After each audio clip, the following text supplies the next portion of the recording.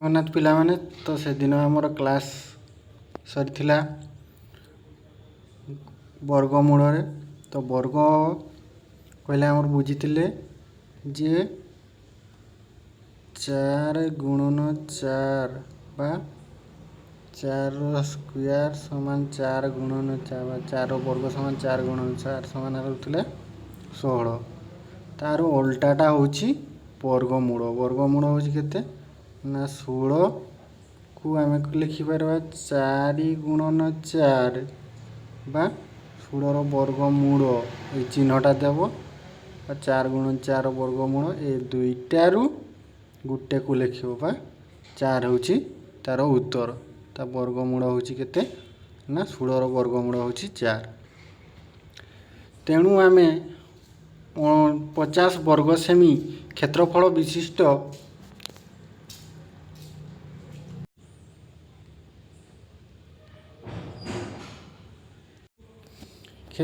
ବିଶିଷ୍ଟ ଏକ ବର୍ଗକ୍ଷେତ୍ର ପ୍ରତ୍ୟେକ ବାହୁର ଦୈର୍ଘ୍ୟ 7 ସେମି।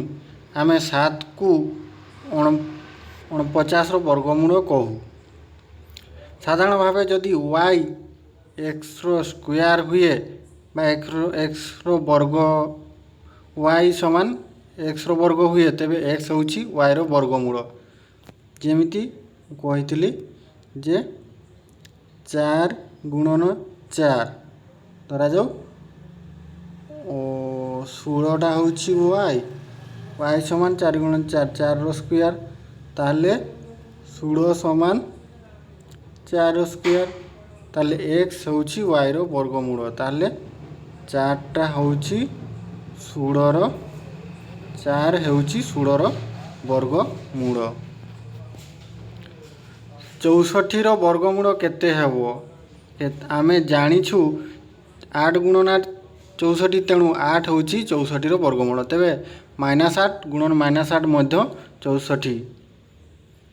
8ର ସ୍କୋୟାର 64 ଓ -8ର ସ୍କୋୟାର 64, ତେଣୁ 64ର ବର୍ଗମୂଳ ଗୁଡ଼ିକ ହେଉଛି +8 ଓ -8। ପ୍ରତ୍ୟେକ ପୂର୍ଣ୍ଣବର୍ଗ ସଂଖ୍ୟାର ଦୁଇଟି ପୂର୍ଣ୍ଣ ସଂଖ୍ୟା ବର୍ଗମୂଳ ଅଛି, ଗୋଟିଏ ଧନାତ୍ମକ ଓ ଅନ୍ୟଟି ଋଣାତ୍ମକ। ଧନାତ୍ମକ କହିଲେ ଯେଟା ପ୍ଲସ୍, ଯେଟା ଯୁକ୍ତ 8, ଆଉ ଋଣାତ୍ମକ କହିଲେ -8। ଗୋଟିଏ ସଂଖ୍ୟାର ଧନାତ୍ମକ ବର୍ଗମୂଳକୁ ରୁଟ୍ ଚିହ୍ନ ଦ୍ୱାରା ପରିପ୍ରକାଶ କରାଯାଏ। ଅତଏବ 64ର ବର୍ଗମୂଳ ସମାନ ହେଲା +8 ଓ -8। ତେଣୁ 64କୁ +8 ବା 64ର ବର୍ଗମୂଳକୁ +8 ବା -8 ବା 100, ସେମିତି 100ର ବର୍ଗମୂଳକୁ ପ୍ଲସ୍ ବା -10। ଲକ୍ଷ୍ୟ କର, ସାଧାରଣ ଭାବରେ ଏପରି ଲେଖିଲେ n² ର ବର୍ଗମୂଳ ସମାନ +-n। ଏହି ଅଧ୍ୟାୟରେ ଆମେ କେବଳ ଧନାତ୍ମକ ବର୍ଗମୂଳକୁ ବିଚାରକୁ ନେବା। ଧନାତ୍ମକ ଓନ୍ଲି ପ୍ଲସ୍। ମନେକର 567 କିମ୍ବା 327 ଭଳି ସଂଖ୍ୟା ପୂର୍ଣ୍ଣବର୍ଗ ସଂଖ୍ୟା କି ନୁହେଁ କିପରି ଜାଣିବା?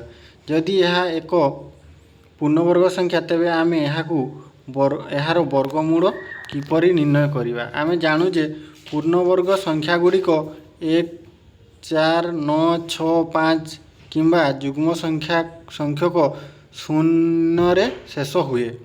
କିନ୍ତୁ ଏହି ସର୍ତ୍ତକୁ ପୂରଣ କରୁଥିବା କେତେକ ସଂଖ୍ୟା ଏକ ପୂର୍ଣ୍ଣବର୍ଗ ହେବ ତାହା ନିଶ୍ଚିତ ନୁହେଁ। ଆମେ ସ୍ପଷ୍ଟ ଭାବରେ କହିପାରିବା ଯେ 327 ଏକ ପୂର୍ଣ୍ଣବର୍ଗ ସଂଖ୍ୟା ନୁହେଁ। ମାନେ ଯଦି ଗୋଟେ ବର୍ଗ ସଂଖ୍ୟା ହେଇଥିବ, ତାହେଲେ ତାର ଶେଷରେ କ'ଣ ଆସିଥିବ? 1 ଆସିଥିବ। ମାନେ ଗୋଟେ ସଂଖ୍ୟା ଯଦି ବର୍ଗ ସଂଖ୍ୟା ହେଇଥିବ, ତା ଶେଷରେ 1 ଆସିଥିବ, 4 ଆସିଥିବ, 9 ଆସିଥିବ, 6 ଆସିଥିବ କିମ୍ବା 5 ଆସିଥିବ। କିନ୍ତୁ ଯେହେତୁ ଆମର ଏଠି 327ର ତା ଶେଷରେ 7 ଆସିଛି, ତେଣୁ ଏହା ଏକ ପୂର୍ଣ୍ଣବର୍ଗ ସଂଖ୍ୟା ନୁହେଁ।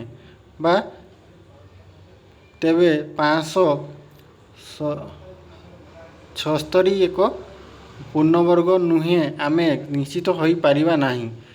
ଆମେ ସମସ୍ତ ବର୍ଗ ସଂଖ୍ୟାଗୁଡ଼ିକ କ୍ରମେ ତାଲିକାଭୁକ୍ତ କରିପାରିବା ଏବଂ 567 ସେମାନଙ୍କ ମଧ୍ୟରେ ଅଛି କି ନାହିଁ ତାହା ଜାଣିପାରିବା। ଆମେ ଜାଣିଛୁ 20ର ବର୍ଗ 400 ଏବଂ 21, 22, 23ର ବର୍ଗ ନିର୍ଣ୍ଣୟ କରିବା ଯେ ପର୍ଯ୍ୟନ୍ତ ଆମେ 567 ଠାରୁ ବଡ଼ ସଂଖ୍ୟା ପାଇନାହାନ୍ତି। 20ର ବର୍ଗ 400, 21ର ବର୍ଗ 440, 22ର ବର୍ଗ ସେମିତି, 23ର गले आम 24,576 पाइले।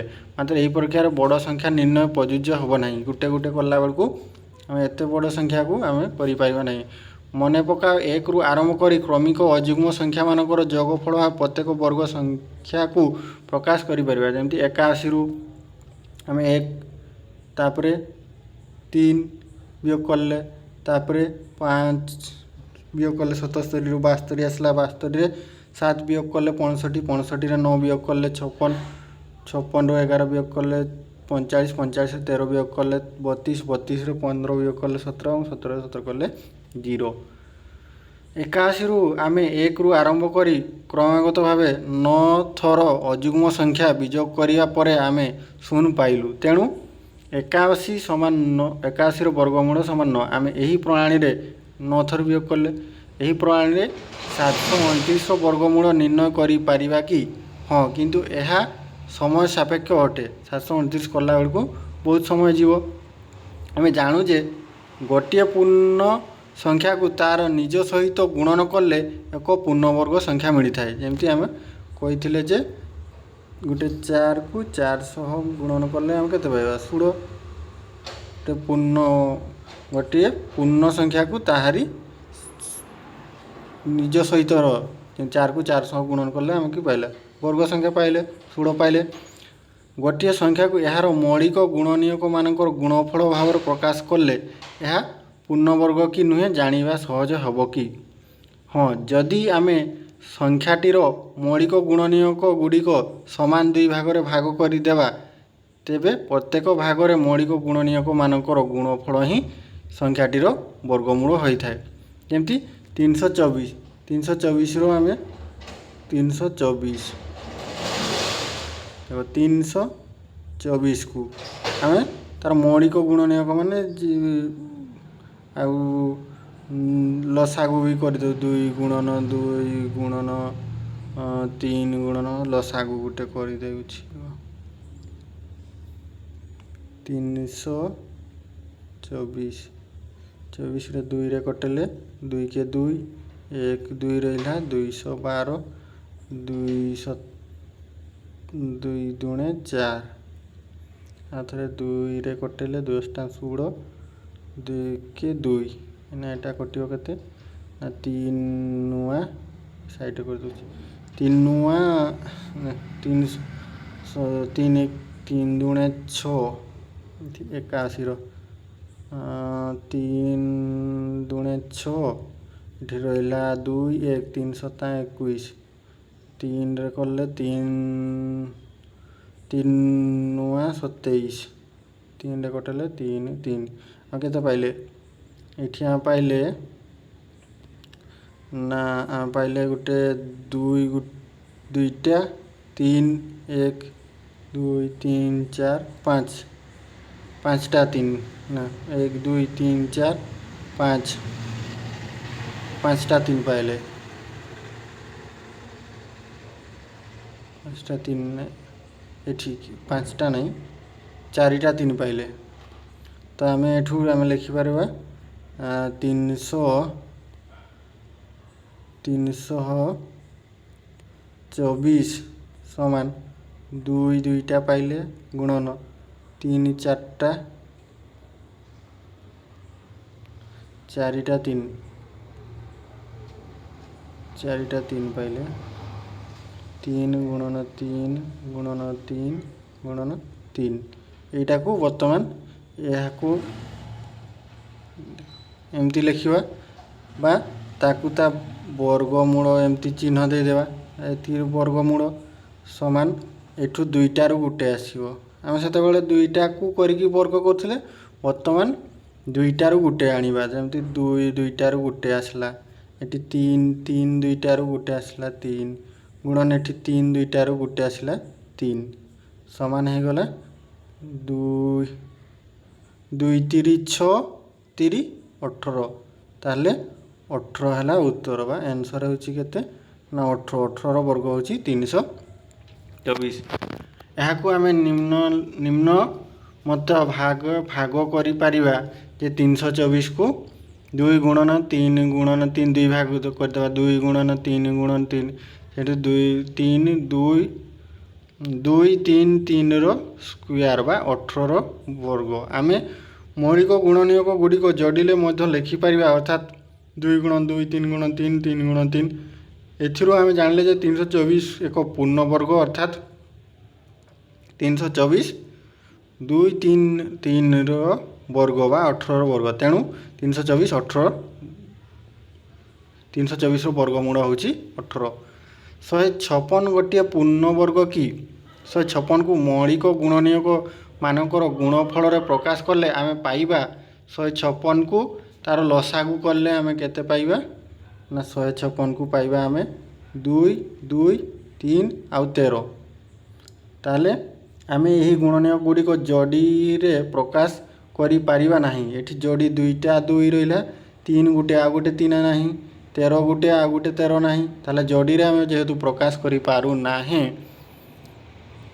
ତେଣୁ 156 ଗୋଟିଏ ପୂର୍ଣ୍ଣବର୍ଗ ନୁହେଁ। ମୌଳିକ ଗୁଣନୀୟକ ନିର୍ଣ୍ଣୟ କରି 1156 ଓ 2800 ପୂର୍ଣ୍ଣବର୍ଗ କି ନୁହେଁ ପରୀକ୍ଷା କର। ବଡ଼ ବଡ଼ ପୂର୍ଣ୍ଣ ସଂଖ୍ୟା ଗୁଡ଼ିକର ବର୍ଗମୂଳ ପାଇବା ପାଇଁ ଆମେ ଜାଣିଥିବା ନିକଟତମ ପୂର୍ଣ୍ଣବର୍ଗରୁ ଆରମ୍ଭ କରିବା, ଉତ୍ତର ପାଇବା। ଉଦାହରଣ ସ୍ୱରୂପ 1936ର ବର୍ଗମୂଳ ମାନ ନିର୍ଣ୍ଣୟ ପାଇଁ ଆମେ ନିମ୍ନୋକ୍ତ ଯୁକ୍ତି ଉପସ୍ଥାପନ କରିପାରିବା। 16ର ବର୍ଗମୂଳ ହେଉଛି 40ର 40, ସେମିତି 2500ର ହେଉଛି 50, 2500ର ବର୍ଗମୂଳ 50। 1936 ଅଛି, ଏମାନଙ୍କ ମଧ୍ୟରେ 1936 ଅଛି, ତେଣୁ 40 ଓ 50 ମଝିରେ ଆମର ରହିବ 1936। 1936ର ଶେଷ ଅଙ୍କ 6, ତେଣୁ ବର୍ଗମୂଳ ଶେଷ ଅଙ୍କ 4 କିମ୍ବା 6 ହେବ। ଏହା 44 କିମ୍ବା 46 ହୋଇପାରେ। ଯଦି ଆମେ 45ର ମୂଲ୍ୟ ଜାଣିବା, ତେବେ 45ର ବର୍ଗର ମୂଲ୍ୟ ଆମେ ଜାଣିବା, ତେବେ ଆମେ ଏହାକୁ 40 ବା 50 ସମ୍ଭାଗରେ ରଖିବା ବା ମଝିରେ ରଖିବା, ଯାହା ମଧ୍ୟ 40 ଓ 45 ଓ 45 ଓ 50ର ସମ୍ଭାଗ ହୋଇପାରେ। ଆମେ ଲେଖିପାରିବା 45ର ବର୍ଗ ସୂତ୍ର ଆମର କ'ଣ ଥିଲା?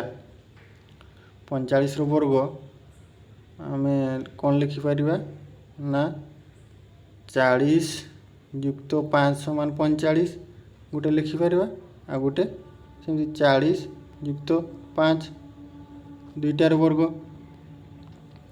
ତାହେଲେ 40ର ସ୍କୋୟାର ସୂତ୍ର ଆମର a ପ୍ଲସ୍ bର ହୋଲ୍ ସ୍କୋୟାର ସୂତ୍ର, a ପ୍ଲସ୍ bର ହୋଲ୍ ସ୍କୋୟାର ସୂତ୍ର। ଦେଖ ଧରା 40 ଯୁକ୍ତ 5ର ସ୍କୋୟାର 45ର ସ୍କୋୟାରକୁ ଲେଖିପାରିବା 40 ଯୁକ୍ତ 5 ଗୁଣନ 40 ଯୁକ୍ତ 5 କରିକି ଆମେ ଲେଖିବା। ତାହେଲେ 40ର ସ୍କୋୟାର ଯୁକ୍ତ a ସ୍କୋୟାର ପ୍ଲସ୍ 2ab, 2 ଗୁଣନ 40 ଗୁଣନ 5 ସମାନ 5ର ସ୍କୋୟାର। 40ର ସ୍କୋୟାର ହେଉଛି କେତେ ନା 1600 ଆଉ 4 2 ଗୁଣନ 40 ଗୁଣନ 5 ଆଉ 40 ଦୁଣେ ହେଲା କେତେ 80, 8 ପଞ୍ଚାଙ୍ଗ କେତେ 4 ସମାନ 400 ଯୁକ୍ତ 25 ସମାନ 225। ତାହେଲେ 45ର ଆମେ କେତେ 2025 ଆଉ 2025ଟା ହେଉଛି 1936ରୁ ବଡ଼, ତାହେଲେ 40ଟା 45ଠୁ ବି ସାନର ବର୍ଗମୂଳ ହେଇଥିବ। ଏଥିରୁ ଆମେ ଜାଣିପାରିବା ଯେ 1936ର ବର୍ଗମୂଳ ହେଉଛି 44। ତଳେ ଦିଆଥିବା ପରିସ୍ଥିତିକୁ ଲକ୍ଷ୍ୟ କର। ସନୁ ଓ ବିଜୁ ଏକ ଖେଳ ଖେଳୁଛନ୍ତି। ଜଣେ ଗୋଟିଏ ସଂଖ୍ୟା କହିଲେ ଅନ୍ୟ ଜଣେ ତା'ର ବର୍ଗମୂଳ କହି ଉତ୍ତର ଦିଏ। ଜଣେ ଯଦି ଗୋଟିଏ ସଂଖ୍ୟା କହିବ, ତା'ର ବର୍ଗମୂଳ କହିବ। ସନୁ 25 କହି ଖେଳ ଆରମ୍ଭ କଲା। ବିଜୁ ସଙ୍ଗେ ସଙ୍ଗେ ଉତ୍ତର ଦେଲା 5। ତାପରେ ବିଜୁ କହିଲା 81, ସନୁ ଉତ୍ତର ଦେଲା 9। ସନୁ 250 କହିବା ପର୍ଯ୍ୟନ୍ତ ଖେଳ ଚାଲିଥିଲା। 250 ଗୋଟିଏ ପୂର୍ଣ୍ଣବର୍ଗ ସଂଖ୍ୟା ନ ହୋଇଥିବାରୁ ବିଜୁ ଏହାର ଉତ୍ତର ଦେଇପାରିଲା ନାହିଁ। ସନୁ ବିଜୁକୁ 250ର ବର୍ଗମୂଳ ନିକଟତମ ସଂଖ୍ୟା କିଏ ପଚାରିଲା। ଏଥିପାଇଁ ବିଜୁକୁ 250ର ବର୍ଗମୂଳ କେତେ ହେବ ତାହା ଆକଳନ କରିବାକୁ ପଡ଼ିଲା। ତେଣୁ ଜାଣିଛୁ ଯେ 100ରୁ 250ଟା ବଡ଼, ତାଠୁ ବଡ଼ ହେଉଛି 400।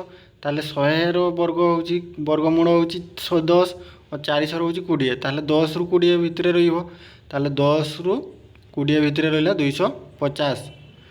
ତଥାପି ଆମେ ସେହି ସଂଖ୍ୟାର ନିକଟତମ ହୋଇନାହୁଁ ଯାହା ବର୍ଗ 250। ଆମେ ଜାଣୁ ଯେ 15ର ସ୍କୋୟାର ହେଉଛି 15ର ବର୍ଗ ହେଉଛି 225।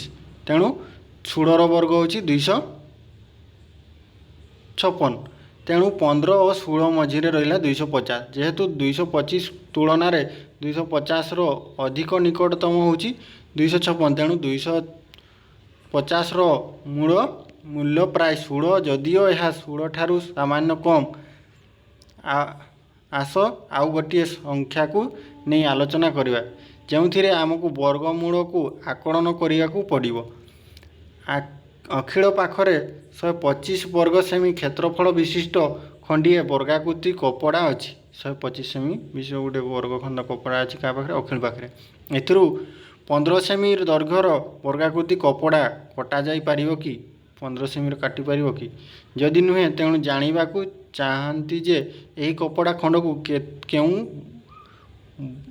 ବର୍ଗାଧିକ ଆକୃତିର ରୁମାଲ କାଟ ହେବ ଯାହାର ପାର୍ଶ୍ୱର ଲମ୍ବ ପୂର୍ଣ୍ଣ ସଂଖ୍ୟା ହେଉଥିବ।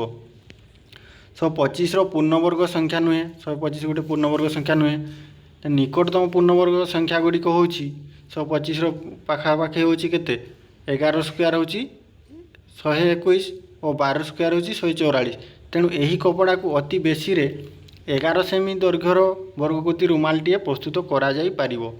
ତାହେଲେ 11 12 ହେଇଗଲା ବେଳକୁ ବେଶୀ ହେଇଯାଉଛି, 125ରୁ ବେଶୀ ହେଇଯାଉଛି, ପାଖାପାଖି ହେଲା କେତେ? 11। ତାହେଲେ 11 ସେମି ବିଶିଷ୍ଟ ଗୋଟେ ରୁମାଲ ଦୈର୍ଘ୍ୟ 11 ସେମି ଦୈର୍ଘ୍ୟ ବିଶିଷ୍ଟ ଗୋଟିଏ ବର୍ଗାକୃତି ରୁମାଲଟିଏ ପ୍ରସ୍ତୁତ କରାଯାଇପାରିବ।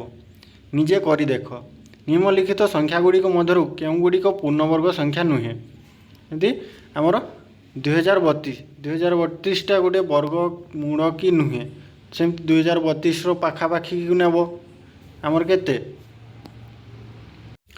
45ର ବର୍ଗ ଆମେ ଆଗରୁ ଦେଖିଥିଲେ। ଏଇ ଉତ୍ତର 1 ନମ୍ବର ଆଇଟା 45ର ବର୍ଗ ଆମେ ଦେଖିଥିଲେ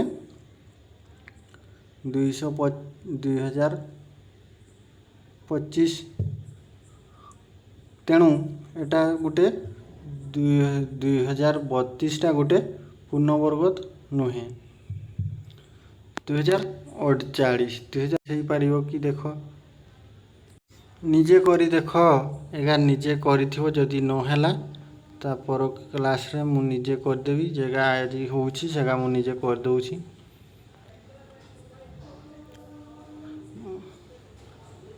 ଦୁଇ ନମ୍ବରଟା ଦେଖ।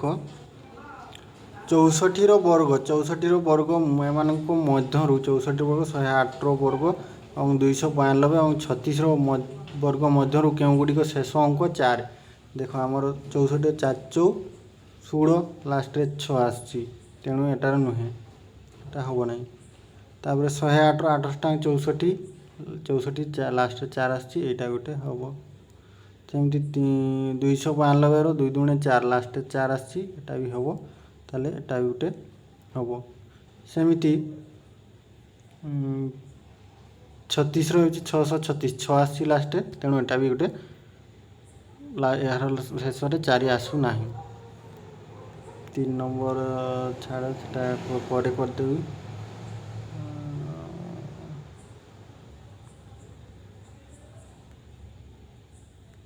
ଗୋଟେ କରିଦେଇଛି ବୋଧେ।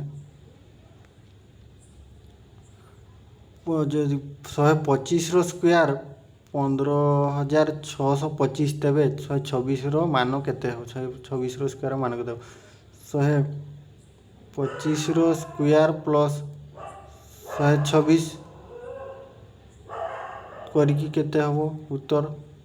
15,625 ଯୁକ୍ତ 26ର ସ୍କୋୟାର କଲେ କେତେ ଆସିବ? ଏବେ ନିଜେ କରିବା ପାଇଁ ଦେଇଛି। ଏବେ ପ୍ଲସ୍ କରିକି ନିଜେ କରି ଦେଖିବ ମାନ କେତେ ହେବ। ଏବେ କରିକି ଦେଖିବ। तापर 441 वर्ग मीटर क्षेत्रफल विशिष्ट 441 वर्ग मीटर क्षेत्रफल विशिष्ट गोटे वर्ग क्षेत्र बाहुर दैर्घ्य केते। देख गोटे वर्ग चित्र गोटे देला धरा जाए गोटे वर्ग चित्र प्रत्येक बाहुर दैर्घ्य टोटाल तार वर्ग क्षेत्रफल होची केते ना क्षेत्रफल होची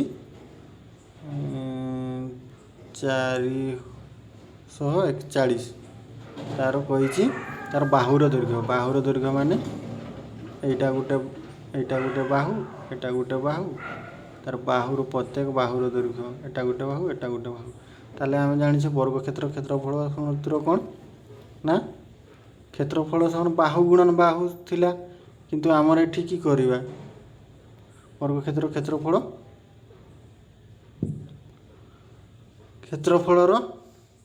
वर्गमूल बाहर कर प्रत्येक बाहु को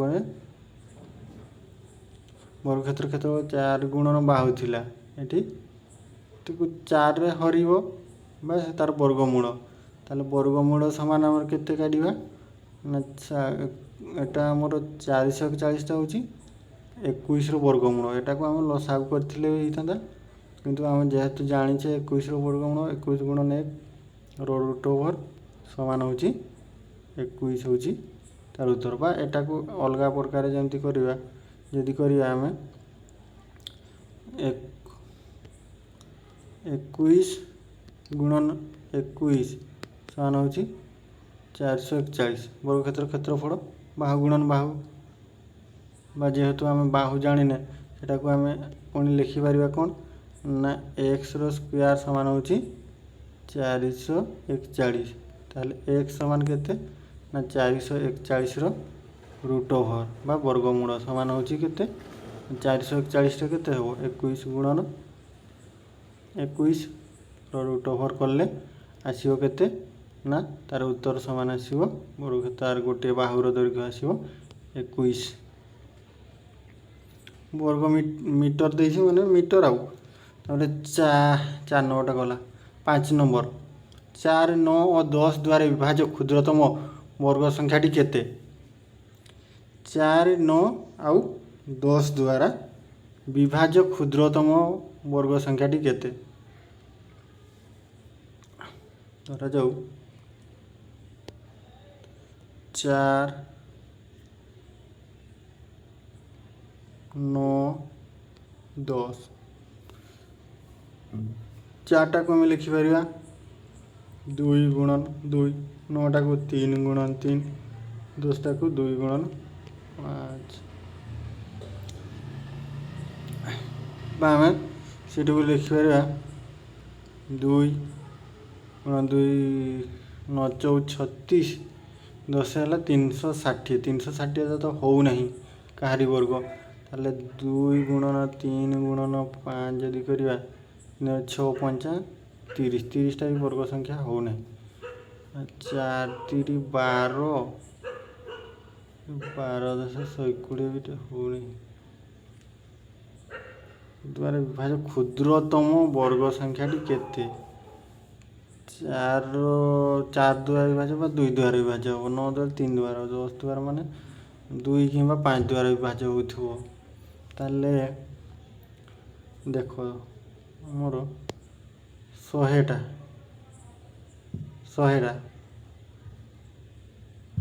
3 द्वारा विभाज्य हो नहीं मुझे करदेवी टाइम जीव ना यूट्यूब जो क्षुद्रतम संख्या द्वारा एत को गुणन कले गुणफल पूर्णवर्ग संख्या हे गुणफलर वर्गमूल निर्णय कर निम्नलिखित संख्या गुड़िक वर्गमूल छाड़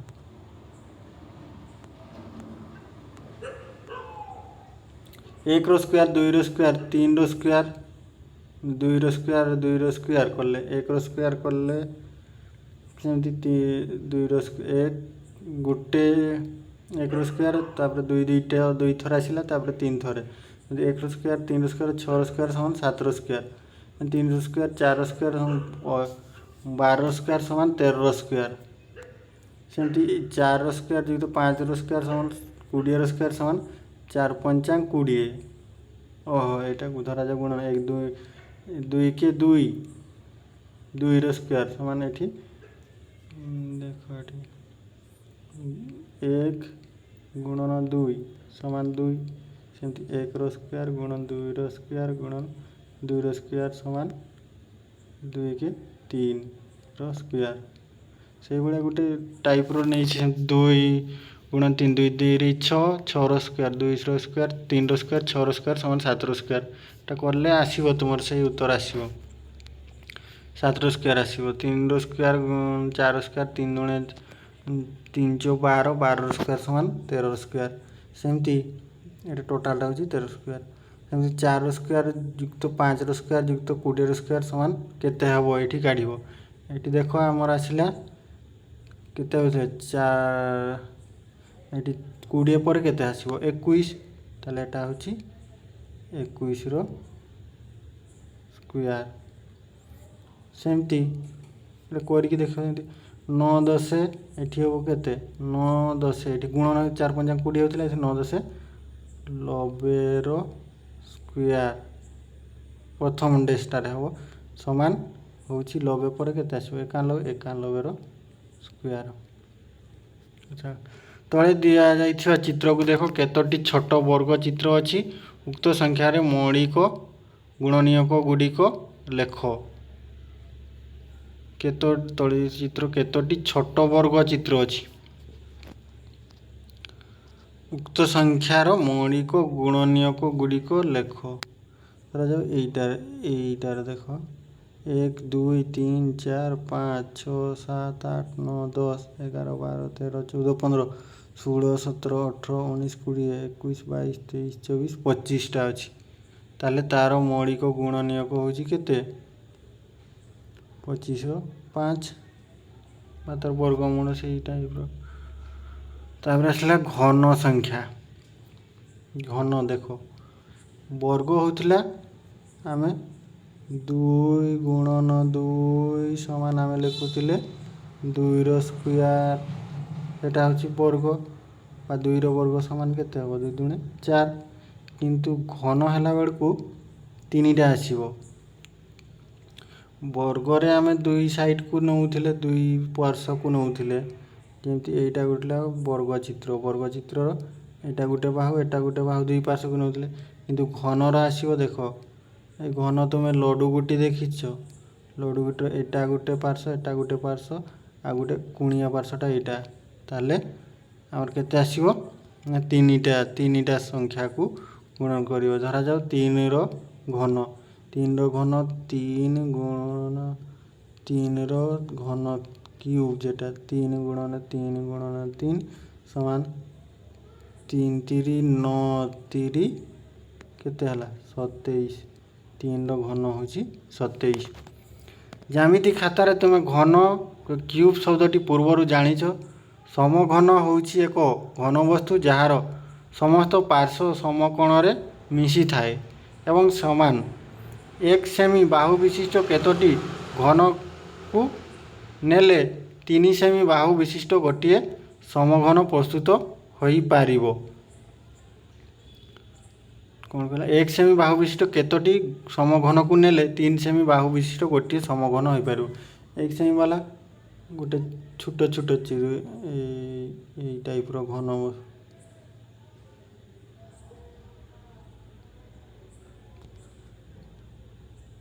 कौन कहला देख 1 सेमी वाला छोट छोट बॉक्स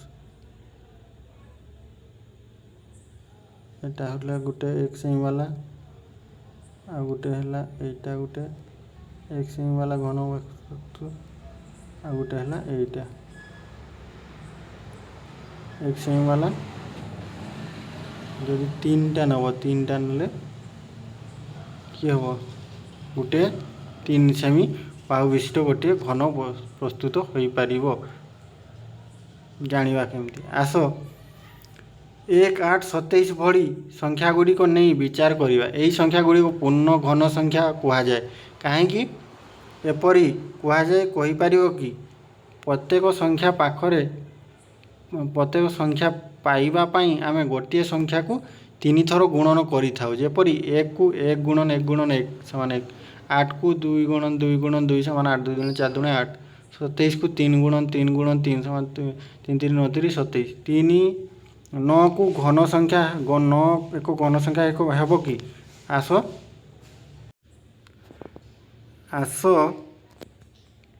ଆମେ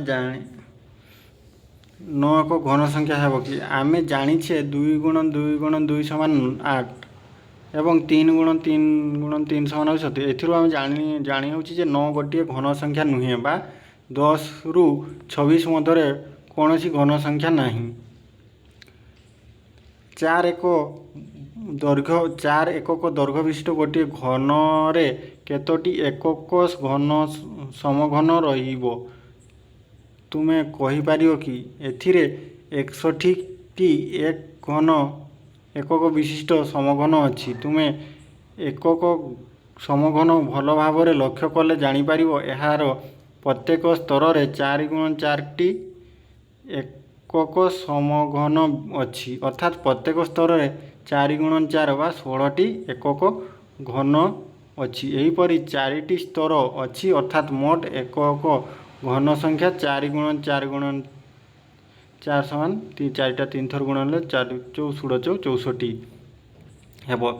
ଯେହେତୁ 5ର ଘନ ହେଉଛି 5 ଗୁଣନ 5 ଗୁଣନ 5 ସମାନ 125, 5 25 5 125, ତାହେଲେ 125 ଗୋଟିଏ ଘନ ସଂଖ୍ୟା ଅଟେ। ତେଣୁ ଆମେ ଜାଣିଛେ n ଏକ ଗଣନ ସଂଖ୍ୟା ହେଲେ nକୁ 3 ଥର ଗୁଣନ କଲେ n ଗୁଣନ n ସମାନ nର ଘନ ମଧ୍ୟ ଏକ ଗଣନ ସଂଖ୍ୟା ଏବଂ ଏହାକୁ n³ ବା nର ଘନ ଏକ ଘନ ସଂଖ୍ୟା ବୋଲି କୁହାଯାଏ। ନିମ୍ନଲିଖିତ ସାରଣୀଗୁଡ଼ିକ ପୂରଣ କର।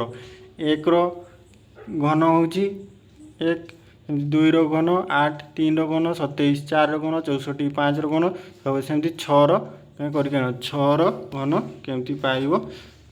ଗୋଟେ ଦୁଇଟା ମୁଁ କରିଦେଉଛି। 6 ଗୁଣନ 6 ଗୁଣନ 6 636, 3600 କେତେ ହେବ? 3600 636ରୁ 6 ହାତେ ନେଲି 3, 6 3 18, 18 3 21, 216। ସେମିତି 7ର 8ର 9ର 10ର 11 12 ସେମିତି 20 ଯାଏଁ ତୁମ ଏକା ହୋମୱାର୍କ ରହିଲା କରିକି ଆଣିବ। ଉପରୋକ୍ତ ସାରଣୀରୁ କେଉଁ ସଂରଚନା ଲକ୍ଷ୍ୟ କରୁଛ? ଆମେ ଜାଣୁ ଯେ ଯେକୌଣସି ପୂର୍ଣ୍ଣବର୍ଗ ସଂଖ୍ୟା ଶେଷ ଅଙ୍କ ଏକକ ଅଙ୍କ 0, 1, 4, 5, 6, 9 ହିଁ ହୋଇପାରିବ। ମାନେ ଘନ ସଂଖ୍ୟା ଗୋଟିଏ ଘନ ସଂଖ୍ୟା ବୋଲି ଜାଣିବ କେମିତି? ତାର ଶେଷରେ 0, 1, 4, 5, 6, 7 ହିଁ ହୋଇପାରିବ। କୌଣସି ଘନ ସଂଖ୍ୟାର ଶେଷ ଅଙ୍କ ଏକକ ଅଙ୍କ କେତେ ହୋଇପାରେ? ଏକକ ଅଙ୍କ କେତେ ହୋଇପାରେ? 0, 1, 4, 5, 6, 9 ହିଁ ହୋଇପାରିବ। ଆଉ ବର୍ଗ ସଂଖ୍ୟା ପରି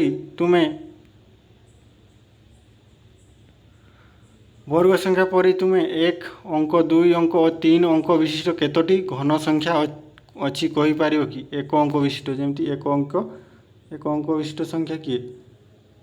1ରୁ 9, ତାହେଲେ 1ରୁ 9 ଭିତରେ ଗୋଟେ 1ଟା ହେଉଛି ଆଉ ଗୋଟେ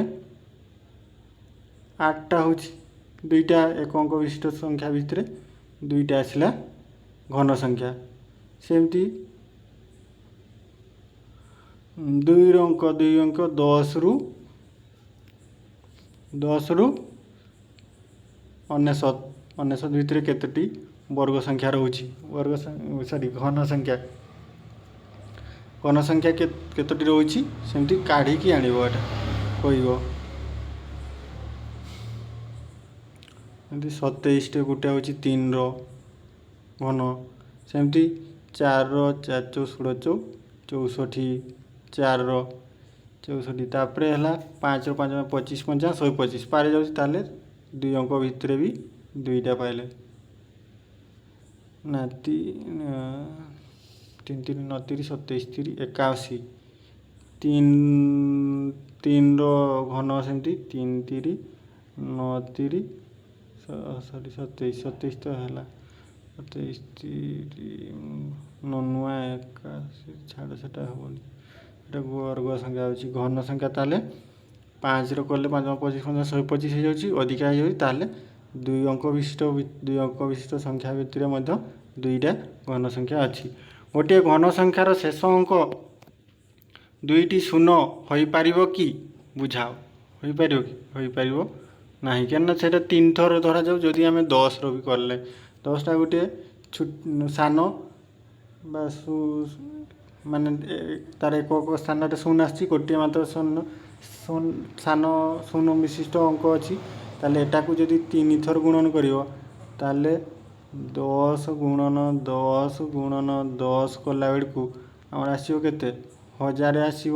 ତାହେଲେ ଲାଷ୍ଟରେ ଯଦି 2ଟା ସଂଖ୍ୟା ହେଇଥାନ୍ତା, ତାହେଲେ 2ଟା ସଂଖ୍ୟା ଥିବ, ତାହେଲେ ସେଟା ଗୋଟେ ଘନ ସଂଖ୍ୟା ହେଇପାରୁନାହିଁ। କାରଣ 10ଟା ଗୋଟିଏ ମାତ୍ର ଶୂନ ଥିବା ବିଶିଷ୍ଟ ସଂଖ୍ୟାର ଘନକୁ ନେଲା ବେଳକୁ ଆମେ ତାର ଘନଫଳ କେତେ ପାଉଛେ ନା 1ର 3ଟା ଶୂନ ଆସୁଛି, ମାନେ ତା ଶେଷରେ 3ଟା ଶୂନ ଆସିବ। ତାହେଲେ ସେଇଟା ହିଁ ଘନ ସଂଖ୍ୟା ହେଇପାରିବ।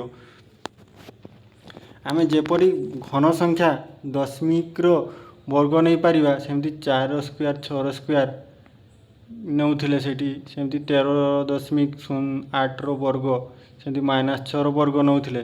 ଠିକ୍ ସେହିପରି ଆମେ ମଧ୍ୟ ଏହି ସଂଖ୍ୟା ଗୁଡ଼ିକର ଘନ ସଂଖ୍ୟା ନିର୍ଣ୍ଣୟ କରିପାରିବା। ଏମାନଙ୍କର ବି ଆମେ ଘନ ସଂଖ୍ୟା ନିର୍ଣ୍ଣୟ କରିବା। ଯେମିତି 4/6ର ବର୍ଗ ଘନକୁ ଲେଖିବା 4/6 ଗୁଣନ 4/6, 3 ଥର ଗୁଣନ କଲେ 4 × 16 = 64। ସେମିତି ତଳେ 6ଟା 636, 216 ହେଲା। ଏଠି ସେମିତି 13.08କୁ 3 ଥର ଗୁଣନ କଲେ ଏତିକି ହେବା। ତାପରେ 6କୁ ସେମିତି, ଯେହେତୁ ଆମର ମାଇନସ୍ ଗୋଟେ ସଂଖ୍ୟାକୁ ବା ଗୋଟେ ବିଯୁକ୍ତ ସଂଖ୍ୟାକୁ 3 ଥର ଗୁଣନ କଲେ ମାଇନସ୍ ହିଁ ଆସିବ ବା ବିଯୁକ୍ତ ଚିହ୍ନ ହିଁ ଆସିବ। ଟେକ୍ସିକ୍ ବେଗ ସଂଖ୍ୟା। ଖ୍ୟାତନାମା ଗଣିତଜ୍ଞ ଶ୍ରୀନିବାସନ ରାମାନୁଜନ କେମ୍ବ୍ରିଜ ବିଶ୍ୱବିଦ୍ୟାଳୟ BH ହାର୍ଡିଙ୍କ ସହିତ କାମ କରୁଥିଲେ। ଥରେ ରାମାନୁଜନ ଅସୁସ୍ଥ ହୋଇ ଡାକ୍ତରଖାନାରେ ଥିଲାବେଳେ ହାର୍ଡିଙ୍କ ତାଙ୍କୁ ଭେଟିବାକୁ ଆସିଥିଲେ। ହାର୍ଡିଙ୍କ ଆସିଥିବା ଟ୍ୟାକ୍ସି ବ୍ୟାଗରେ ଗାଡ଼ି ନମ୍ବର 1729କୁ ଲକ୍ଷ୍ୟ କରି ହାର୍ଡିଙ୍କ ମତ ଦେଇଥିଲେ ଏହା ଗୋଟିଏ ନିରସ ସଂଖ୍ୟା ଏବଂ ଆଶା କରନ୍ତି ଏହା କୌଣସି ଖରାପ ସଂକେତର ସୂଚକ ନୁହେଁ। ଏହାର ଉତ୍ତରରେ ରାମାନୁଜନ କହିଲେ, ନା ହାର୍ଡିଙ୍କ, ଏହା ଗୋଟିଏ ଆକର୍ଷଣୀୟ ସଂଖ୍ୟା। ଏହା ହେଉଛି ସର୍ବନିମ୍ନ ସଂଖ୍ୟା ଯାହାକୁ ଦୁଇଟି ଘନର ଯୋଗଫଳ ଭାବେ 2 ଭିନ୍ନ ଉପାୟରେ ପ୍ରକାଶ କରାଯାଇପାରିବ। ଯେମିତି 1ର କ୍ୟୁ ଆଉ 13ର କ୍ୟୁ, ସେମିତି 9ର ଘନ ବା 10ର ଘନ। ଏହି ଘଟଣା ପରଠାରୁ 1729 ହାର୍ଡିଙ୍କ ରାମାନୁଜନ ସଂଖ୍ୟା ଭାବରେ ପରିଚିତ ହୋଇଥିଲା। ଏହି ସଂଖ୍ୟାଟାକୁ 1729କୁ ହାର୍ଡିଙ୍କ ରାମାନୁଜନ ସଂଖ୍ୟା ମଧ୍ୟ କୁହାଯାଏ। ଏଇଟା ଗୋଟେ ମନେ ରଖିଥିବ। କ୍ୱେଶ୍ଚିନ୍ ଆସିପାରେ 1 ନମ୍ବରିଆ ଡେସ୍ ପୂରଣ ଆସିବ କ'ଣ ନା ହାର୍ଡିଙ୍କ ରାମାନୁଜନ ସଂଖ୍ୟା କେତେ? ଏଇଟା ଗୋଟେ ଇମ୍ପୋର୍ଟାଣ୍ଟ କ୍ୱେଶ୍ଚିନ୍, ଭେରି ଇମ୍ପୋର୍ଟାଣ୍ଟ। ବା ତାକୁ କହିଥିବ 1729କୁ 2ଟି ଘନ ରୂପରେ ପ୍ରକାଶ କର। 1ର ଘନ ଯୁକ୍ତ 12ର ଘନ, ଆଉ ଗୋଟେ ଆସିଲା କେତେ ନା 9ର ଘନ ଯୁକ୍ତ 10ର ଘନ। ଏଇଭଳିଆ ଡେସ୍ ପୂରଣ ଦେଇଥିବ। 1729 ସମାନ ଗୋଟେ ଦେଇଥିବ, ଆଉ ଗୋଟେରେ ଡେସ୍ ଦେଇଥିବ। ଏଇଭଳିଆ ବି କ୍ୱେଶ୍ଚିନ୍ କରି ଏଇଟା ପାରେ ବା ତାକୁ ପ୍ରକାଶ କରିବା ସେଗୁଡ଼ିକୁ ଟ୍ୟାକ୍ସିକ୍ ବା ବେଗ ସଂଖ୍ୟା କୁହାଯାଏ। 3ଟା କ୍ୱେଶ୍ଚିନ୍ ବା 4ଟା କ୍ୱେଶ୍ଚିନ୍ ଏଇଠୁ ଆସିବ। 1729ର 2ଟି ପରବର୍ତ୍ତୀ ଟ୍ୟାକ୍ସି ବ୍ୟାଗ ସଂଖ୍ୟା ହେଲେ 4104 ଆଉ 13832। ଏହି 2ଟି ସଂଖ୍ୟାକୁ କେଉଁ 2 ଉପାୟରେ 2ଟି ଘନର ଯୋଗଫଳ ଭାବେ ପ୍ରକାଶ କରାଯାଇପାରିବ ଚେଷ୍ଟା କର। ରାମାନୁଜନ ଏହା ଜାଣିଲେ କିପରି? ସାରା ଜୀବନ ସେ ସଂଖ୍ୟାକୁ ଭଲ ପାଉଥିଲେ ଓ ସଂଖ୍ୟା ସହିତ ଖେଳୁଥିଲେ। କେମ୍ବ୍ରିଜରେ ରାମାନୁଜନ କାର୍ଯ୍ୟ କରୁଥିବା ସମୟରେ ସଂଖ୍ୟାକୁ ନେଇ ଗଭୀର ସମାଲୋଚନା କରିବାର ଦକ୍ଷତାକୁ ତାଙ୍କର ସହକର୍ମୀମାନେ ପ୍ରଶଂସା କରୁଥିଲେ, ଯାହା ଅନ୍ୟମାନଙ୍କ ପାଇଁ ଅସ୍ୱାଭାବିକ ମନେ ହେଉଥିଲା। ତାଙ୍କର ସହକର୍ମୀ ଜନ୍ ଲିଟିଲଉଡ୍ କହିଲେ, ପ୍ରତ୍ୟେକ ଧନାତ୍ମକ ପୂର୍ଣ୍ଣ ସଂଖ୍ୟା ତାଙ୍କର ରାମାନୁଜନଙ୍କର ବ୍ୟକ୍ତିଗତ ବନ୍ଧୁ ଥିଲେ। ଧନାତ୍ମକ ସଂଖ୍ୟା ପୂର୍ଣ୍ଣ ସଂଖ୍ୟା ରାମାନୁଜନଙ୍କର କ'ଣ ଥିଲେ ନା ବ୍ୟକ୍ତିଗତ ସମ୍ପର୍କ। ତୁମ ଯେମିତି ବାପା ମା ଭାଇ ବନ୍ଧୁ କୁଟୁମ୍ବ, ସେମିତି ସେ ସଂଖ୍ୟା ସହିତ ବନ୍ଧୁ କରିଥିଲେ। କିଏ? ରାମାନୁଜନ।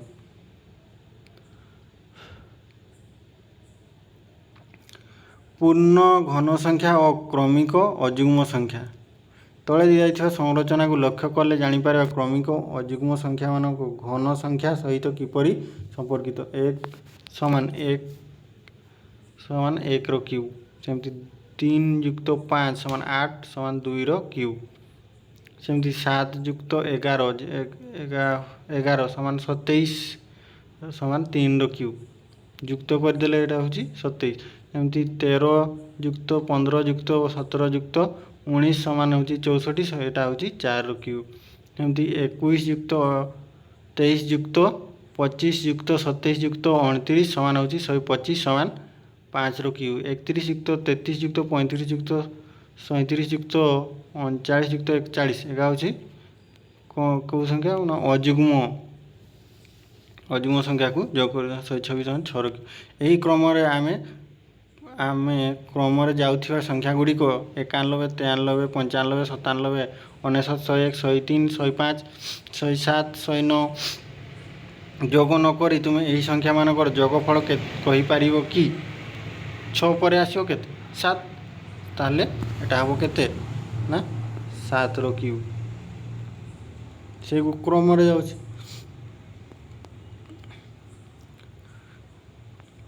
ଘନମୂଳ। ଆମେ ଜାଣିଛେ 8କୁ ଆମେ କ'ଣ ଲେଖୁଥିଲେ? 8କୁ ଆମେ ଲେଖୁଥିଲେ ନା 8 ସମାନ 2 ଗୁଣନ 2 ଗୁଣନ 2। ଯେହେତୁ ଆମେ ତାକୁ 8 ସମାନ 2ର କ୍ୟୁବ୍ ହେଲା।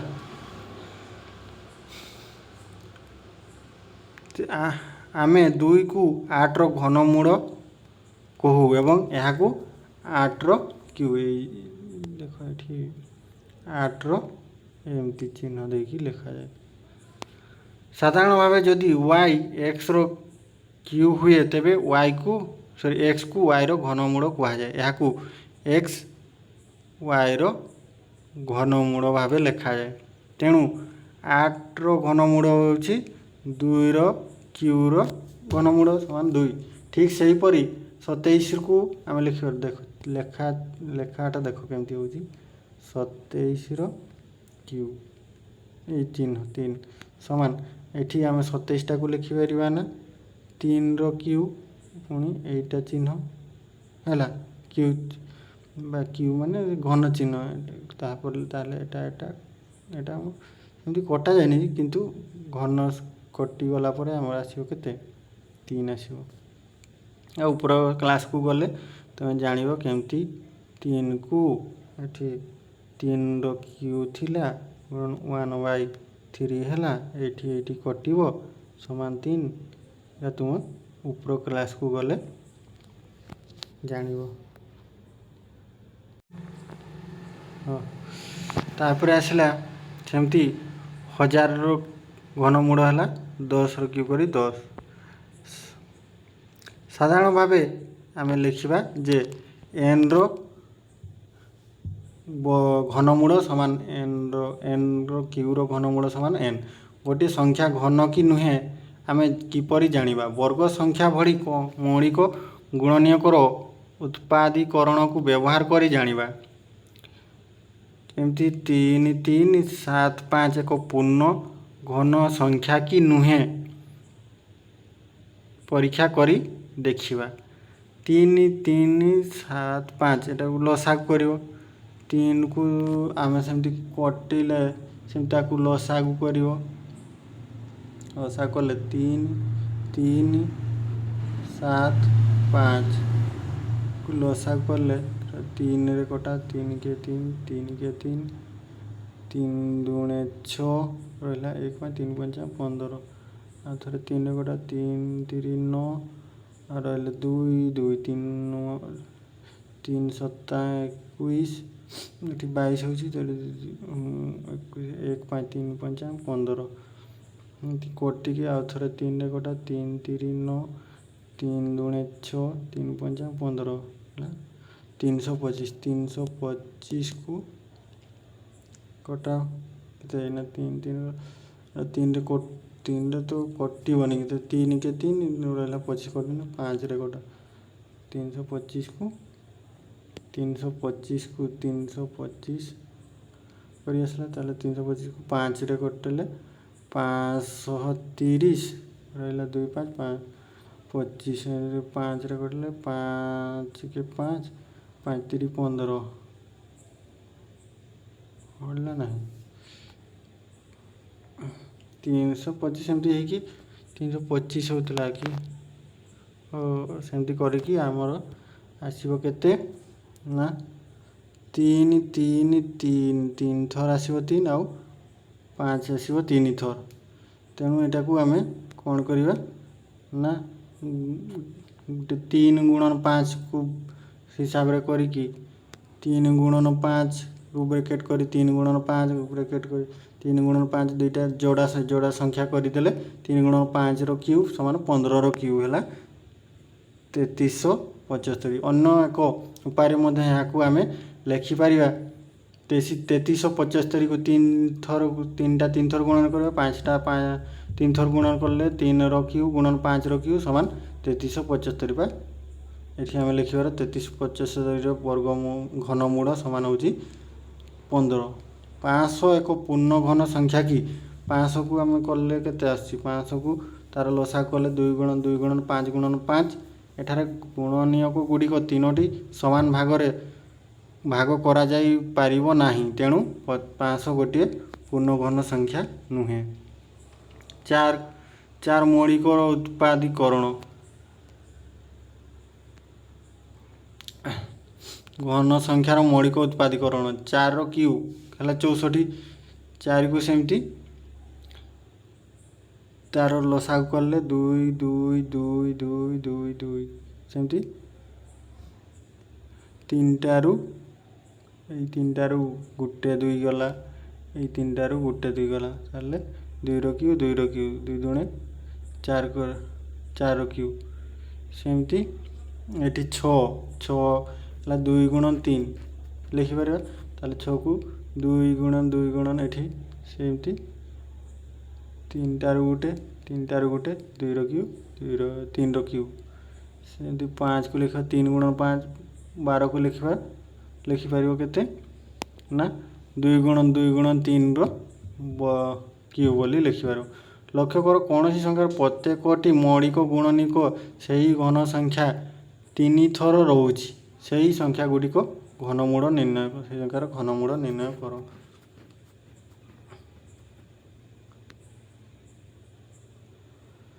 यही संख्या गुड़िकर घनमूल निर्णय कर 64 तो फास्ट होता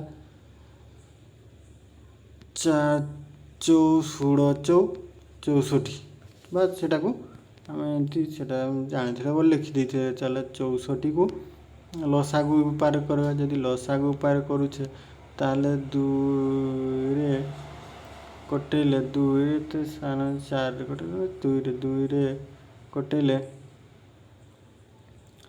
2 3 6 2 दुणे 4 कटेले 2 रे कटेले 2 के 2 212 2 रे कटेले 2 16 2 रे कटेले 2 4 8 4 2 दुणे 4 केथर 1 2 3 4 5 6 दुईटा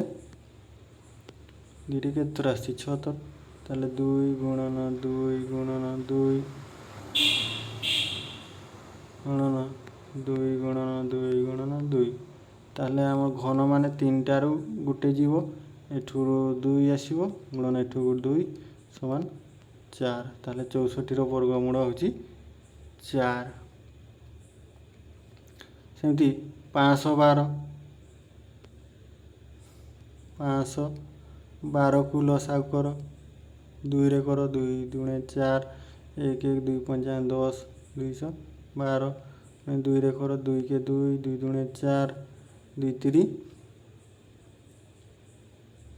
4 1 6 2 8 16 ଏଟାକୁ ପୁଣି 2 ରେ 212 4 64 64 को पुणी कले 64 को करके आम केते आसला 6टा 2 सेमती लसागु कर जेहेतु ये टाइम लिखुची एठू आसला 3टा एठू आम थिला केते 6टा 6टा 2 थिला ताहले आम एटा को लिखि परबा केते ना 2 गुणन 2 गुणन 2 ताको ब्रैकेट कर देले 2 गुणन 2 गुणन 2 ब्रैकेट कर दे 2 गुणन 2 गुणन 2 3टा रु गुटे आसो एठू गुटे आसला 2 गुणन एठू गुटे आसला 2 गुणन एठू गुटे आसला 2 समान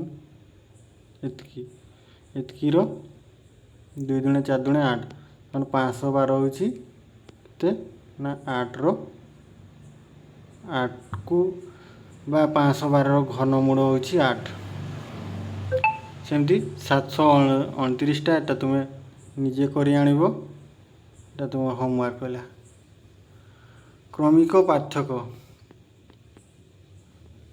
पेज नंबर केते पहुँचला 16 17 18 सारी देवा क्लासटा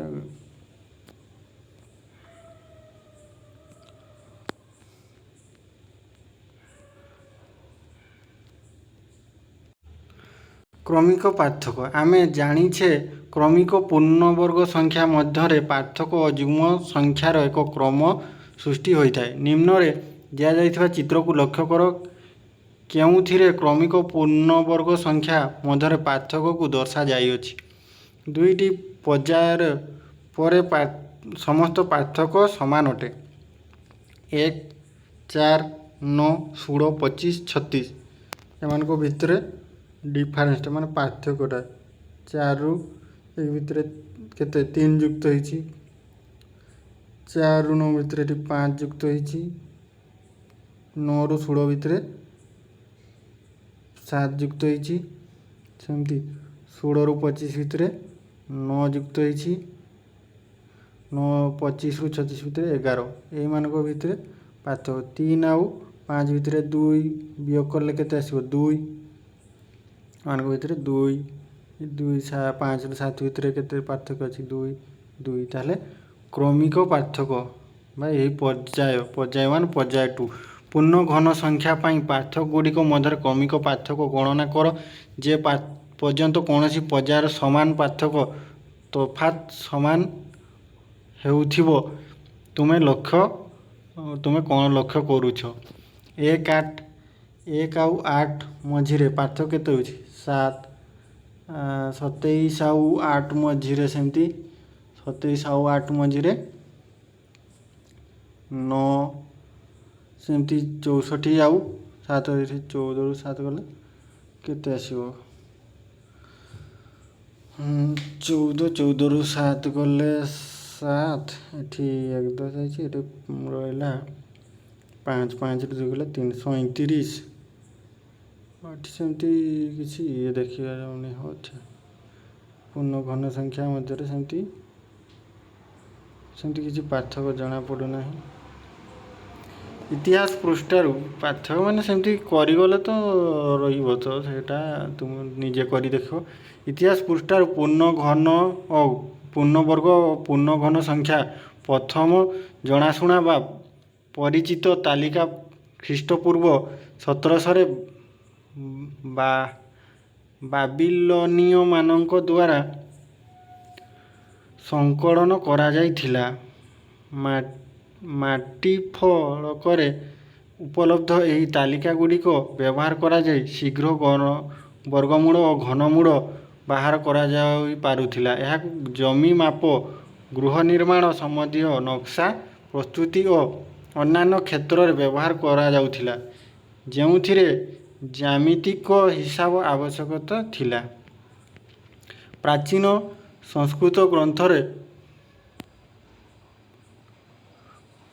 ଗ୍ରନ୍ଥରେ ବର୍ଗ ଓ ଶବ୍ଦ ଉଭୟ ବର୍ଗଚିତ୍ର କିମ୍ବା ଏହାର କ୍ଷେତ୍ରଫଳ ତଥା ଦ୍ୱିତୀୟ ଘାତ ପାଇଁ ବ୍ୟବହାର କରାଯାଉଥିଲା। ଘନ ଓ ଶବ୍ଦ ଉଭୟ ସମଘନ ଆକୃତି ବସ୍ତୁ ଓ ତିନୋଟି ସମାନ ସଂଖ୍ୟାର ଗୁଣଫଳ ପାଇଁ ବ୍ୟବହୃତ ହେଉଥିଲା। ସେହିପରି ଚତୁର୍ଥ ଘାତକୁ ବର୍ଗ କୁହାଯାଉଥିଲା। ଅନୂନ୍ୟ ଖ୍ରୀଷ୍ଟପୂର୍ବ ତୃତୀୟ ଶତାବ୍ଦୀରୁ ଏହି ଶବ୍ଦଗୁଡ଼ିକ ଭାରତରେ ବ୍ୟବହୃତ ହୋଇ ଆସୁଥିଲା। ଆର୍ଯ୍ୟଭଟ୍ଟ 499 ଖ୍ରୀଷ୍ଟାବ୍ଦଙ୍କ ଅନୁସାରେ ଚାରୋଟି ସମାନ ବାହୁ ବିଶିଷ୍ଟ ବର୍ଗଚିତ୍ର କ୍ଷେତ୍ରଫଳକୁ ସୂଚାଉଥିବା ସଂଖ୍ୟାକୁ ବର୍ଗ କୁହାଯାଏ। ଦୁଇଟି ସମାନ ସଂଖ୍ୟାର ଗୁଣଫଳକୁ ମଧ୍ୟ ବର୍ଗ କୁହାଯାଏ। ଅର୍ଥାତ୍ ବର୍ଗ ଶବ୍ଦର ଉତ୍ପତ୍ତି ଏକ ବର୍ଗ ଆକୃତିର ଚିତ୍ର ପରିପ୍ରକାଶରୁ ଆସିଅଛି। ମୂଳ ଏକ ଅଭିଧର ମୂଳ ଶବ୍ଦଟି ଗାଣିତିକ ପ୍ରକ୍ରିୟା ରୁଟ୍ ଚିହ୍ନ, ବର୍ଗମୂଳ ଓ ଘନମୂଳ ଇତ୍ୟାଦି ପାଇଁ କାହିଁକି ବ୍ୟବହୃତ ହେଲା? କାରଣ ପ୍ରାଚୀନ ଭାରତରେ ସଂସ୍କୃତ ଶବ୍ଦ ମୂଳ, ଯାହାର ଅର୍ଥ ହେଉଛି ଉଦ୍ଭିଦର ମୂଳ, ଆଧାର, କାରଣ, ଉତ୍ପତ୍ତି ଇତ୍ୟାଦି ଗାଣିତିକ ପ୍ରକ୍ରିୟାରୁ ମୂଳ ନିର୍ଣ୍ଣୟ ପାଇଁ ବ୍ୟବହୃତ ହେଉଥିଲା। ସଂସ୍କୃତ ଭାଷାରେ ବର୍ଗ ଓ ମୂଳ, ବର୍ଗର ଆଧାର, କାରଣ, ଉତ୍ପତ୍ତି ସ୍କ୍ୱାର ରୁଟ୍ ପାଇଁ ଓ ଘନମୂଳ କ୍ୟୁବ୍ ରୁଟ୍ ପାଇଁ ବ୍ୟବହୃତ ହେଉଥିଲା। ମୂଳର ଗାଣିତିକ ଧାରଣା ପାଇଁ ଏହା ବ୍ୟବହାର ପରବର୍ତ୍ତୀ ସମୟରେ ଆରବୀ ଓ ଲାଟିନ୍ ଭାଷାରେ ଉଦ୍ଭିଦର ମୂଳ ପାଇଁ ଉଦ୍ଧୃତ ଶବ୍ଦଗୁଡ଼ିକ ଯଥାକ୍ରମେ ଜିହ୍ର ଓ ରାଡିକ୍ସ ମାଧ୍ୟମରେ ଅନୁକରଣ କରାଯାଉଥିଲା। ମୂଳ ଶବ୍ଦ ଅତି କମରେ ଖ୍ରୀଷ୍ଟପୂର୍ବ ପ୍ରଥମ ଶତାବ୍ଦୀରୁ ଭାରତରେ ବ୍ୟବହୃତ ହୋଇଆସିଛି। ବ୍ୟବହୃତ ଅନ୍ୟ ଏକ ଶବ୍ଦ ପାଦ, ଆଧାର, କାରଣ, ଉତ୍ପତ୍ତିର ମଧ୍ୟ ବ୍ୟବହାର ହେଉଥିଲା। ବ୍ରହ୍ମଗୁପ୍ତ 628 ଖ୍ରୀଷ୍ଟାବ୍ଦ ବର୍ଣ୍ଣନା କରିଥିଲେ ଯେ ଗୋଟିଏ ସଂଖ୍ୟା ଏହାର କୃତି ବର୍ଗର ପାଦ ମୂଳ ଅଟେ। ନିଜେ କରି ଦେଖ। ଏତେ ଓ ଏତେର 27,000 ଓ 10,678ର ଘନମୂଳ ନିର୍ଣ୍ଣୟ କର। ଏଇ ଦୁଇଟା ସଂଖ୍ୟାର ଘନମୂଳ ନିର୍ଣ୍ଣୟ କର। ଆଉ ଗୋଟେ କ୍ଲାସ୍ରେ ଯେତିକି ରହିଲା ପ୍ରୋବ୍ଲେମେଟିକ୍ ଜିନିଷ ସବୁ କରିକି ମୁଁ ଦେବି। କେଉଁ ସଂଖ୍ୟା ଦ୍ୱାରା 1323କୁ ଗୁଣନ କଲେ ଗୁଣଫଳ ଗୋଟିଏ ଘନ ସଂଖ୍ୟା ହେବ? ଠିକ୍ ଭୁଲ। ଯେକୌଣସି ଅଯୁଗ୍ମ ସଂଖ୍ୟାର ଘନ ଏକ ଯୁଗ୍ମ ସଂଖ୍ୟା। ଅଯୁଗ୍ମ ସଂଖ୍ୟା ନିଅ। ଏଇଟା ଏଇଟା ଅଯୁଗ୍ମ ସଂଖ୍ୟା 3। 3କୁ ଗୋଟେ 3 ଗୁଣ 3 ଗୁଣ 3 3 3 29 27 27ଟି ଗୋଟେ ଯେକୌଣସି ଅଯୁଗ୍ମ ସଂଖ୍ୟାର ଘନ ଏକ ଯୁଗ୍ମ ହେଉନି, ତାହେଲେ ଏଟା ଭୁଲ ଅଛି। 5କୁ କରିଦେବ। 5 5 25 5 125 କେତେ ହେଉଛି? 125 125ଟା ଗୋଟେ ଅଯୁଗ୍ମ, ତାହେଲେ ସେଟା ଭୁଲ ଅଛି। ଏଇଟା ଭୁଲ ଅଛି। ଏପରି କୌଣସି ପୂର୍ଣ୍ଣ ଘନ ସଂଖ୍ୟା ନାହିଁ ଯାହାର ଶେଷ ଅଙ୍କ 8 ହେବ। ପୂର୍ଣ୍ଣ ଘନ ସଂଖ୍ୟା ଶେଷରେ 8 ହେବ।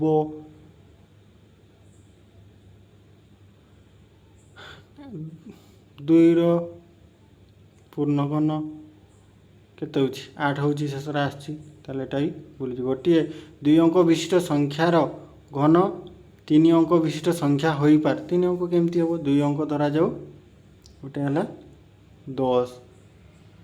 10ଟା 10 ଗୁଣନ 10 ଗୁଣନ 10ଟାର ଘନ 10ର ଘନ ହେଉଛି କେତେ? 10ଟା ଗୋଟେ 2 ଅଙ୍କ ବିଶିଷ୍ଟ, ତାର ଘନ କେତେ? 1 2 3 4 ଅଙ୍କ ବିଶିଷ୍ଟ ସଂଖ୍ୟା ହେଉଛି, ତାହେଲେ ଏଟା ଭୁଲ ଅଛି। 3 ନମ୍ବରଟା ବି ଭୁଲ ଅଛି। 3 ଅଙ୍କ ବିଶିଷ୍ଟ ହେବ ନାହିଁ, ହୋଇପାରିବ ନାହିଁ। ଗୋଟିଏ 2 ଅଙ୍କ ବିଶିଷ୍ଟ ସଂଖ୍ୟାର ଘନ ତାର ଗୋଟିଏ 2 ଅଙ୍କ ବିଶିଷ୍ଟ ସଂଖ୍ୟାର ଘନ 7 କିମ୍ବା ଅଧିକ ଅଙ୍କ ବିଶିଷ୍ଟ ହୋଇପାରେ।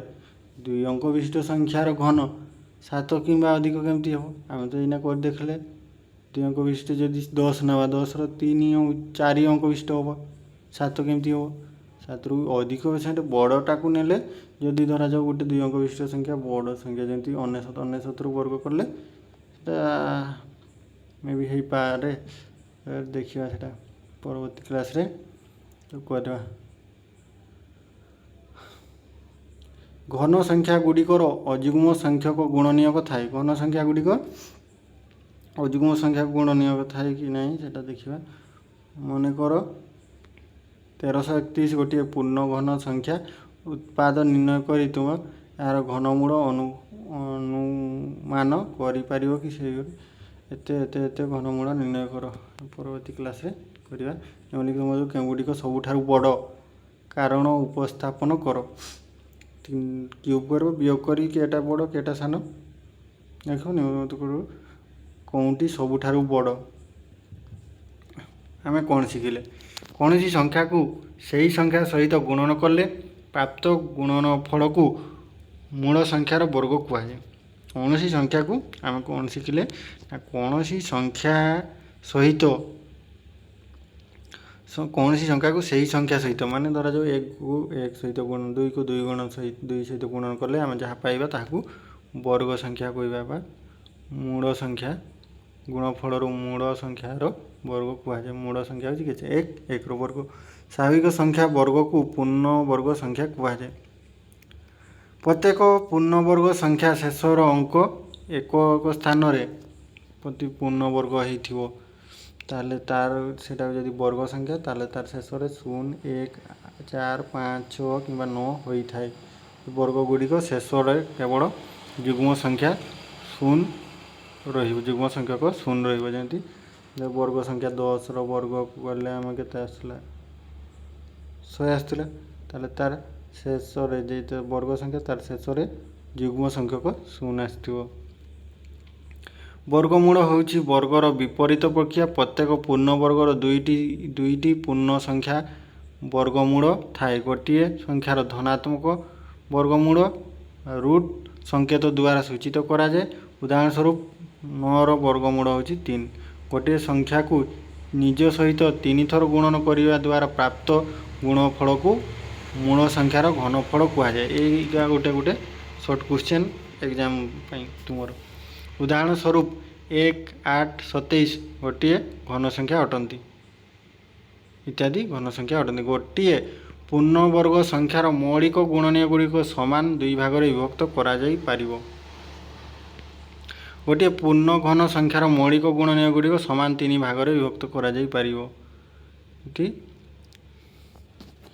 जेमती आम पूर्ण वर्ग द्वारा 16 को आम के लिखा तार मौलिक गुणनीयक हूँ 2 गुणन 4 गुणन तार लसागु धरा जाऊ कहदेला 16 को आम लसागु करदे 2 अष्टा 16 2 6 8 2 दूणे 4 ताले यहाँ केते आसला आम तो लिखार के 16 समान 2 गुणन 2 गुणन 2 गुणन 2 केते आसला 4टा 2 रु आम केमती लिखार ना 2 गुणन 2 गोटे ब्रैकेट देदेला 2 गुणन 2 ताले कौन कही ना 2टा अलग अलग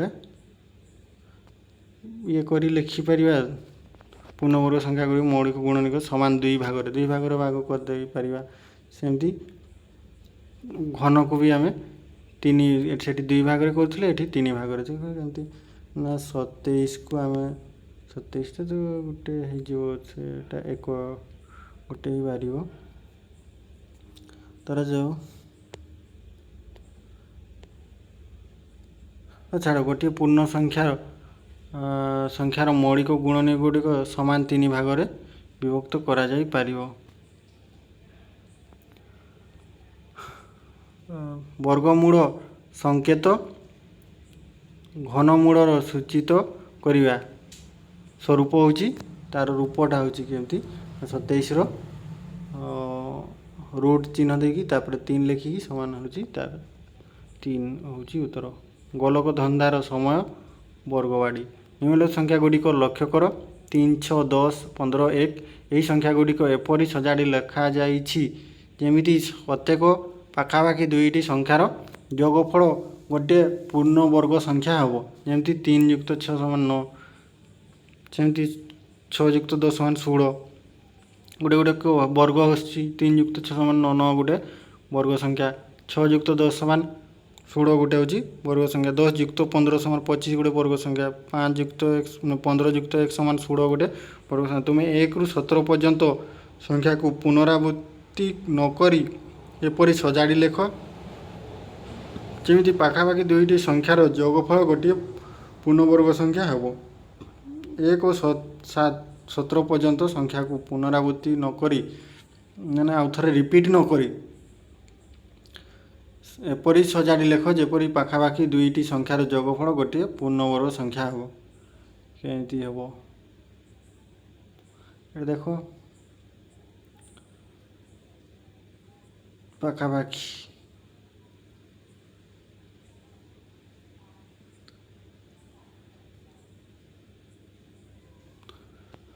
ଏହିପରି ସଂଖ୍ୟାଗୁଡ଼ିକୁ ଅନ୍ୟ କିଛି ଉପାୟରେ ସଜାଡ଼ି ଲେଖିପାରିବ କି? ଯଦି ନା, କାହିଁକି ବୁଝାଅ। କୌଣସି ସଂଖ୍ୟାର ପୁନରାବୃତ୍ତି ନକରି ତୁମେ 1ରୁ 32 ପର୍ଯ୍ୟନ୍ତ ସଂଖ୍ୟାଗୁଡ଼ିକ କ୍ରମରେ ବୃତ୍ତାକାରରେ ସଜାଡ଼ି ଲେଖିପାରିବ କି? ଧନ୍ୟବାଦ। ୟାପରେ ଆଉ ଗୋଟିଏ କ୍ଲାସ୍ ଆସିବ ତୁମର, ସେଟା ହେବ ଯେ ଆମର ପ୍ରଶ୍ନ ଉତ୍ତର ରହିଯାଇଛି ସେଇଗାର ସମାଧାନକୁ ଗୋଟେ କ୍ଲାସ୍ରେ ଆଣିବି। ତାପରେ ତୁମର ନେକ୍ସଟ କ୍ଲାସ୍ ସାଇନ୍ସର ହେବ।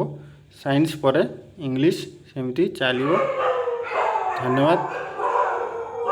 ଲାଇକ୍ ସେୟାର ଆଉ ସବସ୍କ୍ରାଇବ୍ କରି ନିଜ ନିଜ ସାଙ୍ଗମାନଙ୍କ ସହ ସେୟାର କରନ୍ତୁ କ୍ଲାସ୍ଟିକୁ। ଏବଂ ନେକ୍ସଟରୁ ତୁମେ ସାଇନ୍ସ ଆଉ ଇଂଲିଶକୁ ଆଣିବା ପାଇଁ ଚେଷ୍ଟା କରୁଛି। ଧନ୍ୟବାଦ।